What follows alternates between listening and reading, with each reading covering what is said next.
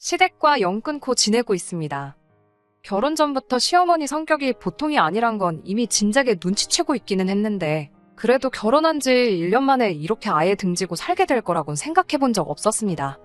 연애할 당시에는 남편이 회사원이 아니다 보니 수입이 항상 들쑥날쑥했어요. 대학 졸업 후에 취직 대신 친하게 지내던 친구와 같이 사업을 시작했다고 하는데 수입이 들쑥날쑥하다고 해서 벌던 돈이 적은 건 아니었습니다. 매번 제 월급보다 훨씬 더 많은 돈을 벌고 있었어요. 그런데 사업이라는 게 생각대로만 굴러가는 게 아니잖아요. 특히나 코로나 터지고부터 남편 사업이 직격탄을 맞게 돼서 벌어놓은 돈까지 까먹는 상황이 오게 되었습니다. 남편은 과감하게 자기 지분을 동업하던 친구에게 전부 넘겨버리고 사업에서 완전히 손을 털었어요. 그리고는 여태껏 사업 키워온 경험 살려서 새로운 사업이 아니고 안정적인 회사에 들어가야겠다며 취직을 준비하기 시작했습니다.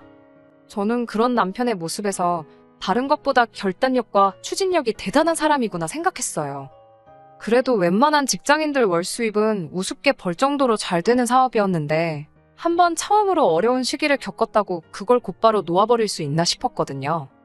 제가 남편이었다면 아마 어떻게든 사업을 다시 살려보겠다고 고군분투했었을 거예요. 결혼 이야기가 막 오가기 시작한 시점에 남편이 백수가 된 거나 마찬가지니 솔직히 저대로 다시 일어서지 못하면 어쩌지 하는 걱정도 들었지만 저런 추진력이 있는 모습을 보니 뭘 해도 하겠다 싶어서 티는 내지 않았습니다.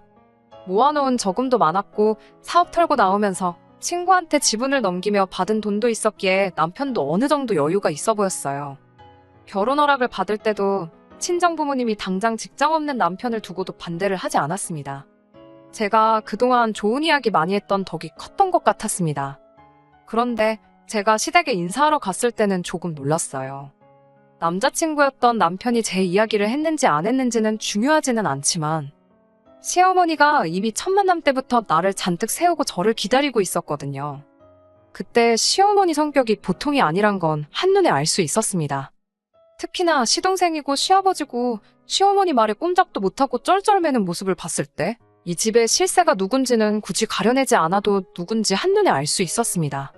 그나마 신우가 시어머니 말에 농담도 하고 깐족대면서 맞장구도 치고 그랬는데 그건 그냥 딸이다 보니 엄마랑 가까워 그러는 거지 신우도 결국엔 시어머니 고집을 꺾을 수 있을 것처럼 보이진 않았어요. 결혼 전에 예비며느리 싹을 아예 짓밟으실 계획이셨는지 심기가 불편한 걸 전혀 숨기지 않으셨어요. 결혼 자체를 반대하는 건 아니었는데 내내 기분이 영 안 좋아 보였습니다. 시어머니 심기가 얼마나 불편한지 측정하는 경보기가 있었다면 아마 그 시간 내내 하루 종일 울리고 있었을 것 같네요. 그래도 그때는 남편이 중간 역할을 어느 정도 해줬어요. 남편 또한 시어머니 말에 찍소리도 못하는 상황이었지만 그래도 계속 제 기분 살피면서 돌려 말하더라도 할 말은 다 해주더라고요. 자식 이기는 부모가 없다는데 시어머니한테는 통하지 않는 말인 것 같았습니다. 시어머니는 오히려 남편이 저를 두둔해주고 중간 역할 해주는 모습이 더더욱 마음에 안 들었나 봐요. 그리고 이 집에서 가장 목소리가 큰 건 당신이고 모든 게 당신 뜻대로 돌아간다는 사실을 저에게 알려주고 싶었나 봅니다. 남편이 잠깐 자리를 비운 틈을 타서 제 연락처를 물어보시더군요. 예비 시어머니가 예비 며느리랑 사적으로 연락하고 지내고 싶어 그러는 게 아닌 것쯤은 저도 알고 있었어요. 뭐든 간에 남편, 그러니까 자기 아들이 커버를 쳐주고 있으니 아들이 방패 역할을 해주기 전에 거치지 않고 직통으로 며느리 잡들이를 하고 싶어서 물어보신 것쯤은 알고 있었습니다. 그걸 모르고 있던 건 아니었지만 저도 시어머니가 저를 원하는 대로 쥐락펴락하게 둘 생각은 없었습니다. 그래도 제가 며느리고 손아랫 사람인데 시어머니 하자는 것마다 무조건 싫다고 거절하고 그러는 며느리가 되겠다는 뜻은 아니었어요. 그날 남편이 중간 역할 잘 해줬으니 앞으로도 쭉 무슨 일만 있으면 남편 뒤에 숨어서 알아서 해결하게 두는 방법도 있었겠지만 남편이 당시 취직 준비하는 것만 해도 스트레스가 이만저만이 아닐 텐데 벌써부터 시어머니와 저와의 갈등을 두고 너가 알아서 해결해라 하고 쓸데없는 스트레스 거리를 하나 더 던져주고 싶지 않았습니다. 그리고 한편으로는 남편이 중간 역할을 해줘서 상황을 종결시키는 게 아니고 제가 제 스스로 아닌 건 아니다. 맞는 건 맞다 하고 제 의견을 정확하고 똑부러지게 이야기한다면 시어머니도 저랑 기싸움을 해봐야 소용없다는 걸 느끼지 않겠나 하는 생각에 거리낌 없이 제 전화번호를 알려드렸습니다. 시어머니가 제 전화번호를 물어본 목적은 제가 생각하는 그 이유가 맞았고, 첫 인사드린 바로 다음 날부터 결혼에 관한 이야기나 일정에 관해서는 남편과 제가 이야기도 하기 전에 시어머니가 먼저 나서서 통보하듯 연락을 해왔네요. 완전히 억지만 부린 건 아니기에 중요한 게 있으면 남편과 조율해가며 나름 잘 준비를 하고 있던 상황이었습니다. 그러다 양가 상견례를 앞두고 있던 언젠가였어요.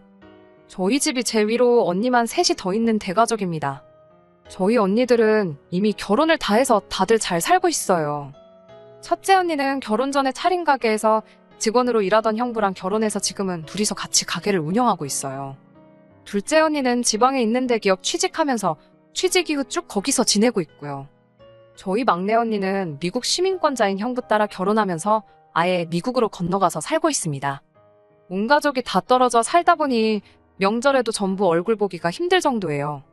그나마 첫째 언니가 같은 지역에 살아서 집만 두고 본다면 멀리 떨어져 사는 건 아닌데 장사가 워낙에 바쁘기도 하고, 언니네 가게가 또 명절이 대목이다 보니 사실 명절에 가장 보기 힘든 게 가장 가까이 살고 있는 큰언니입니다. 오히려 지방에 사는 둘째 언니를 더 자주 만나요. 해외에 살고 있는 막내 언니는 말할 것도 없지요. 그래도 영주권이 나오고부터는 이따금씩 치과 치료도 받고 한다고 휴가차 뜨문뜨문 한국에 왔었는데, 코로나 시작되고부터는 그마저도 힘들어져서 그때부터 여지껏 전화통화 말고는 막내 언니는 만난 적도 없어요. 갑자기 제 가족 이야기를 하는 게 다른 이유가 아니고, 시어머니가 저한테 상견례 때 온 가족들 다 나올 수 있게 준비하라고 난데없이 통보를 해왔거든요. 그것도 상견례 하기로 정해놓은 날짜를 딱 일주일 앞두고 말입니다. 시어머니가 말하는 온 가족이라는 건 저희 언니들은 물론이고 형부의 조카들까지 전부 다 포함해서예요. 상견례 때 다른 가족들이 참석할 수도 있지요. 저도 첫째 언니 결혼할 때 따라갔던 적이 있으니 그게 잘못된 거라고 말할 수는 없지만, 다른 것보다 무조건적으로 전원 참석을 시키라는 말이 참 어이가 없었습니다. 큰언니네는 형부랑 같이 바쁘고 가게문도 맘대로 닫을 수가 없으니 시간 빼기 힘들고, 타 지역에 살고 있는 둘째 언니 또한 장거리 이동해야 하기 때문에 힘든 상황이지요. 해외에 사는 막내 언니는 당장 제 결혼식에 올 수나 있을지도 모르는 상황이었으니 뭐 말할 것도 없지요. 거기에 형부들하고 조카들까지 다 나와야 한다는 게 무슨 억지인가 싶었습니다. 시어머니 말은 앞으로 한 식구가 될 사람들이니 한 사람 한 사람 미리 어떤 사람들인지 직접 만나보고 판단해야겠다는 게 이유였어요. 거절은 가당치도 않은 거고 무조건 참석시키라고 계속 억지만 부리시는 거예요. 결혼식 때 되면 다 만날 사람들이고, 솔직히 언니나 형부들이 제 시댁하고 얼굴 두고 지낼 일이 뭐가 있겠어요. 각자 결혼해서 잘 살고 있는 언니들인데 결혼식 때나 인사하면 되지 미리미리 얼굴 도장 찍을 일이 뭐가 있나요? 어떤 사람들인지 미리 만나보고 싶은 거야 이해하려면 이해할 수 있다지만, 안 나오는 사람 없이 강제적으로 다 참석시키라는 게 무슨 억지인가 싶었습니다. 무슨? 면접을 보는 것도 아니고 제 언니들의 형부들까지 직접 만나서 뭐 마음에 안 드는 부분이라도 있으면 결혼을 반대하시려 그러는 것도 아닐 텐데 말이에요. 그래서 더 길게 이야기할 것도 없이 그냥 딱 잘라서 안 된다고 했습니다. 애초에 네 자매 다 모이면 엄청 대가족이라 정신도 없을 거고, 온 가족이 다 모여본 게 언제인지 모를 정도로 우리 가족들도 모이기 힘든 상황을 전했더니 시어머니가 상견례에 온 가족이 다 참석해야 하는 게 당연한 거 아니냐면서 길길이 날뛰는 겁니다. 시어머니 말을 그대로 빌려오자면 가족들이 전부 참석 안 하는 상견례는 상놈 집안 상견례나 다름이 없다는 거예요. 어디 지금 당신들 집안의 상놈 집안 상견례를 시킬 생각이냐며 뭐라고 하더라고요. 솔직히 조선시대의 상견례를 어떻게 했는지는 제가 모릅니다. 애초에 관심도 없고 앞으로 평생을 모르고 살아도 제 인생에 그 어떤 지장도 줄 것 같지가 않고요. 그래서 그냥 시어머니한테 아닌 건 아닌 거라고 대답하고 전화 끊어버렸습니다. 그리고 상견례 당일이 되었는데 시어머니는 기어이 온 가족을 다 이끌고 왔어요. 가족이래봐야 시부모님의 시동생과 신우가 전부인데 또 막상 신우는 같이 안 왔더라고요. 따로 출발하기로 되었었나 본데 약속 시간이 다 되어가도록 신우는 코빼기도 보이질 않았습니다. 시어머니도 점점 표정이 안 좋아져서는 시동생한테 네 누나한테 전화해봐라 계속 다그치고 있었어요. 예약 시간이 거의 다 되어서 입장을 하려는데도 시어머니는 신우가 곧 도착할 거라고 밖에서 신우 올 때까지 한 발자국도 안 움직일 것처럼 보이더라고요. 기어이 신우는 예약 시간이 될 때까지 나타나지 않았고 포기하고 입장하려던 찰나에 남편이 건 전화를 신우가 받게 되었습니다. 신우는 그게 스피커폰인지도 모르고 자기가 전날에 술을 너무 마셔서 아침부터 숙취가 너무 심해 못 나갈 것 같다고 엄마한테는 잘 좀 둘러대달라며 전화를 끊는데 그 통화 내용을 모두가 들었다 보니 빼도 박도 못할 상황이었어요. 그 와중에 시동생도 신우가 안 나온다는 사실을 알더니 자기도 오기 싫었는데 억지로 끌려온 거라며 누나도 없는데 자기도 없어도 되는 거 아니냐고 쑥 자리에서 빠지더군요. 그래서 신우와 시동생 덕분에 시댁도 시어머니가 말하는 상놈집안 상견례를 하게 되었습니다. 아무도 뭐라고 하지 않았는데 시어머니가 혼자 찔리는 게 있었는지 사람 많아봐야 정신만 없지 않겠냐면서 아무렇지 않은 척을 하더라고요. 그 전날 술을 퍼마신 신우한테 다 고맙더라고요. 아무튼 상견례는 별 탈 없이 진행이 되었습니다. 결혼 준비도 착착 진행되고 있던 상황이었고요. 상견례 이후로 시어머니도 많이 잠잠해졌었기에 저도 제가 똑부러지게 행동한 게 도움이 되는구나 생각하고 있던 차였습니다. 그러다 결혼식 몇 주 앞두고 시어머니한테서 카톡을 하나 받게 되었습니다. 이런저런 음식들 이름을 계속 나열하더니 이 중에서 제가 할 수 있는 음식이 뭐냐고 묻더라고요. 저는 처음에 이게 남편이 좋아하는 음식들이고 결혼하기 전에 저한테 가르쳐주고 싶어서 그러시나 했어요. 요리에 취미가 있는 건 아니었지만 큰언니처럼 친정어머니 손재주를 닮아서 그런지 인터넷에서 레시피 대충 보면서 따라해도 맛은 대충 내거든요. 막 자신 있는 요리는 없었지만 못할 것도 없겠다 싶어서 다 할 수 있을 것 같다고 답장을 했어요.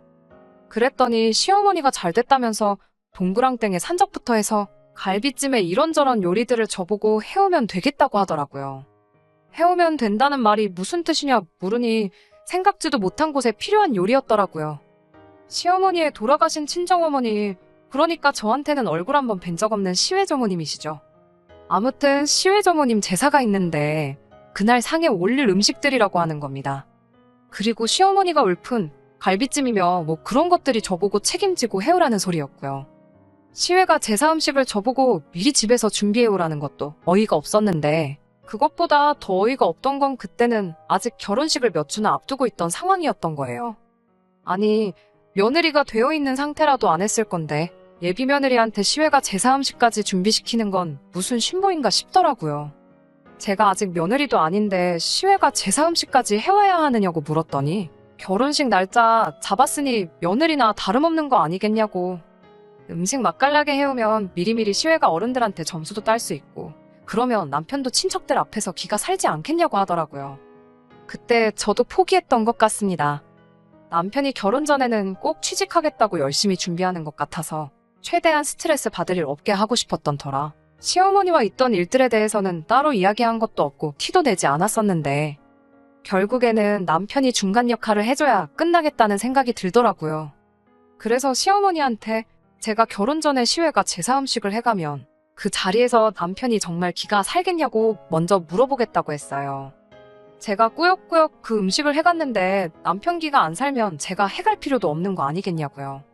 그랬더니 시어머니가 그걸 왜 내 아들한테 말하느냐고 말하지 말라고 하더라고요. 안 그래도 직장 알아본다고 정신없는 애한테 그런 걸 물어보냐길래 어머님 말대로면 제가 남편 기 살려주는 일인데 좋아하지 않겠냐? 그럼 그만큼 의욕도 샘솟지 않겠냐고 했더니 시어머니 아무 말도 없다가 그냥 전화를 끊어버리시대요. 결혼 전에 많이 삐걱이긴 했지만 남편도 그동안 제가 시어머니와 있었던 일을 듣고는 저보고 고생이 많았다면서 자기가 취직만 일단 성공하면 같은 일로 두 번 다시 스트레스 받지 않게 중간 역할을 잘해주겠다고 약속을 해왔습니다. 저한테 미안해하던 남편 마음과는 반대로 시어머니는 사사건건 어떻게든 빠져나가는 제가 마음에 안 들었던 것 같습니다. 어떻게든 저를 한 방 먹여주고 싶어서 벼르고 있었던 것 같아요. 아무튼 그 사건 이후로는 큰 문제 없이 결혼식을 올리게 되었어요. 오히려 결혼식을 올리고 남편과 한 집에 살게 되니 시어머니가 저한테 연락하는 일이 없어지더군요. 남편이 결혼 초에도 직장을 구하던 와중이다 보니 아무래도 아들 눈치가 보이긴 보였던 것 같아요. 거기에 그림이 그렇잖아요. 남자인 자기 아들은 집에서 일단 놀고 있고 며느리인 제가 회사 나가서 일하고 돈을 벌어오는 상황이었다 보니 더욱 더 저한테 뭘 시키기가 그랬던 게 아닐까 싶었습니다. 그렇다고 아예 연락이 없던 건 아니고요. 이따금씩 전화해서는 너무 남편이 집에만 있다고 해서 집안일을 전부 남편한테 떠넘기지 말라고 저러다 진짜 전업주부가 될 수도 있으니 집안일을 시키지 말라고 하는데 그런 거야 제가 시키지 않아도 남편이 알아서 했으니 따로 그것 때문에 남편과 다투거나 하는 일은 없었습니다. 그리고 그렇게 신혼 6개월 차를 넘기니 남편이 그간 노력해온 여정의 결실을 맺을 수 있었어요. 게다가 남편이 사업을 운영했던 기간까지 전부 다 경력으로 쳐줘서 여태껏 회사 생활을 했던 적이 한 번도 없는 남편이었는데도 높은 연봉의 관리직 자리로 취직을 하게 되었습니다. 다만 그건 그거대로 부작용이 있긴 했어요. 아무래도 밑에서부터 올라온 경력이 아니다 보니 팀원들한테 신뢰를 얻지 못한 상황이었던 것 같더라고요. 경력을 인정받았다지만 실무 경력이 있는 것도 아니었고요. 그렇다 보니 남편이 모자란 경력을 채우겠다며 매일같이 야근을 하고 그랬습니다. 어쩔 때는 퇴근도 안 하고 회사에서 하루를 꼬박 세우는 일도 있었어요. 그 연장선이나 마찬가지일 수 있는데 남편이 추석 명절 연휴 기간 내내 회사에 나가봐야겠다고 말을 전해왔어요. 결혼을 맞는 첫 명절이기도 해서 기어이 출근을 하겠다는 남편이 조금 원망스럽기도 했지만 오죽하면 저러겠나 싶어서 이해하기로 했습니다. 그런데 문득 생각해보니 남편이 없는데 시댁에 가야 하는 건가 싶더라고요. 연휴 내내 남편도 회사에서 숙식을 할 계획이었기에 저도 내내 집에 혼자 있어야 하는 상황이었거든요. 어차피 그럴 바에 친정에 가서 쉬다 오면 좋겠다 싶었어요. 그리고 시어머니한테 미리 전화를 했어요. 상황이 이러이러하니 명절 당일 새벽에 저 혼자라도 가서 찾아뵙겠다고요. 그리고 명절 음식 같은 거 해야 할 거 있으면 같이 도와드리겠다 했어요. 저녁에 다시 친정에 와서 남은 연휴는 친정에서 보내겠다 말했고요. 제 말 끝나기가 무섭게 시어머니가 저보고 남편이 명절에 뼈 빠져라 일하는데 마누라가 돼서는 친정 가서 놀고 먹을 생각밖에 없냐면서 제정신이냐며 뭐라 하는 거예요. 아니 솔직히 제 입장에서는 번거롭게 2번 움직일 바에 명절 연휴 시작하자마자 시댁에 얼굴 도장만 찍고 친정에서 푹 쉬다 오는 방법도 있었는데 괜히 흠잡히겠다는 생각도 있긴 했지만 그래도 당연히 할 도리는 해야겠어서 명절 당일에는 시댁에서 일거리도 돕고 하려던 계획이었는데 속 깊은 며느리 칭찬까지 바란 건 아니지만 제정신이 아니냐, 마누라가 돼서 놀 생각밖에 없냐고 한 소리 들으니 어이가 없더라고요. 친정 가서 탱자탱자 놀 생각하지 말고 연휴 시작하기 무섭게 시외가 큰 집에 가서 제사 준비나 도우라는 겁니다. 심지어 시어머니는 시댁 제사가 있으니 저 혼자 시외가 큰 집에 가서 제사 준비를 도우라는 소리였어요. 그리고 명절 당일 새벽에는 시댁에 와서 시어머니를 도와 시댁 제사 준비를 하라고요. 세상에 그놈의 시외가 제사를 자꾸 저보고 챙기라는지 싶어서 저도 그냥 내질러 버렸네요. 남편이 명절에도 출근해서 뼈 빠지게 일하는 거 아는데 그렇게 일한 지 얼마나 됐다고 그러시냐고. 그동안 저 혼자 뼈 빠지게 외벌이 하면서 집안 먹여 살렸던 거 기억 안 나시냐 했죠. 결혼하고도 6개월을 저 혼자 돈 벌어오고 그랬는데 남편은 집에서 펑펑 놀고만 있었으니 남편이 취직 준비한 6개월 180일만큼은 나도 남의 집 조상님 밥 준비해줄 바에야 그냥 나 혼자 편히 쉬겠다고 받아쳐버렸습니다. 그랬더니 시어머니가 저보고 말하는 꼬라지 좀 보라면서 아주 맹랑한 걸 며느리로 들였다며 소리를 치시더군요. 결혼했으면 출가회인이라는 소리도 못 들어봤냐고. 그렇게 친정이 좋으면 평생 친정에 붙어서 살라고.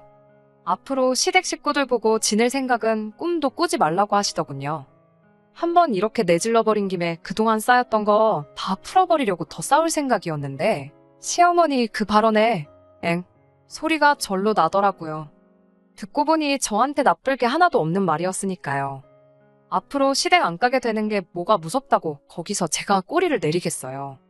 좋으면 좋았지 싶어서 그 길로 바로 시어머니한테 알겠습니다 말하고 어머님 뜻대로 저는 앞으로 친정에만 가고 시댁에는 발길을 끊겠다고 바로 대답해드렸어요. 그리고 그동안 말 안 듣는 며느리라서 어머님이 고생 많으셨다고. 이제부터라도 말 잘 듣는 며느리 되겠다 말하고 이번 명절에도 당일에는 시댁에 갈 예정이었는데 어머님 말을 앞으로 잘 듣기로 했으니까 명절 당일에도 그냥 딴 데 안 가고 시댁도 안 가고 친정에만 딱 붙어있겠다 말하고 그냥 전화 끊어버렸어요.